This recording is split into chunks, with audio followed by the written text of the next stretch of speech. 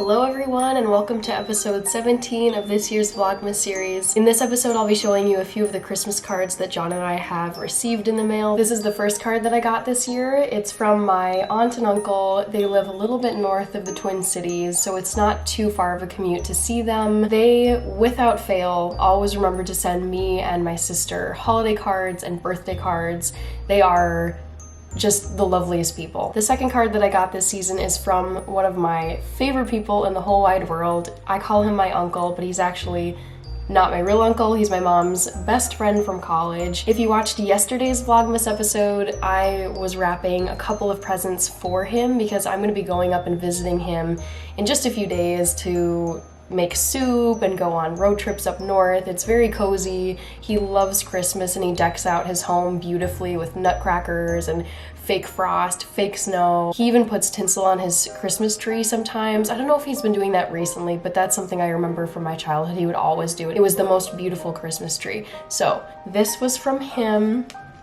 He wrote it to both me and John. I know he's super excited to see me. Sadly, John can't go up and visit him because he has to work, but I will be going up and spending several days with him over this weekend and then into next week. This is the third card that John and I got this year. It's from my best friend and her family. They always put together a really nice photo compilation for their Christmas card. And what I especially love about their tradition is they always send a Christmas letter to go along with kind of the photo, cardstock compilation. So I found this in my mailbox earlier today and I opened it up as I was coming upstairs to my apartment here and started reading the letter and just laughed. It's written by my best friend's dad and he has a really good sense of humor and he writes about life updates, what's going on in their family. The first paragraph is pretty funny, I'll read it to you.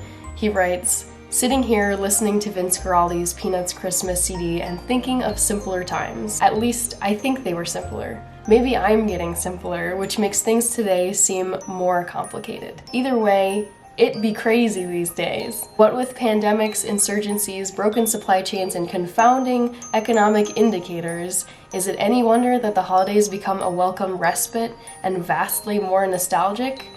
Quote, the good old days, unquote, ... I love the way he writes these letters, and it's fun to read about what they're doing professionally and with travel and relationships and just fun commentary on current events and what's going on in the world. These letters are always very entertaining and they're printed on beautiful, festive holiday paper. Also, shout out to people who take the time to dress up, make really nice photo cards like this, and then also front, back, funny. It's, that's some work right there too, and they're very busy people. This is the last card I'm going to show you. It's actually not from this year, this is last year's card, but I wanted to show it to you for 3 reasons. First, I think it's super cute. That is my cousin's daughter. Second of all, I think this is really just interesting to look at for posterity's sake. It's COVID themed. I think this will be very interesting to look at 15 years from now, 20, 30, 40, 50 years from now. Lastly, I suspect that their current Christmas card is in the mail on its way to me and John, but hasn't arrived yet. So this is kind of a stand-in for the card that I'm expecting to get in a few days. That is it for this episode. Thank you for stopping by. Thank you for checking out some of the holiday cards that I have gotten this year, and I will see you tomorrow in episode 18.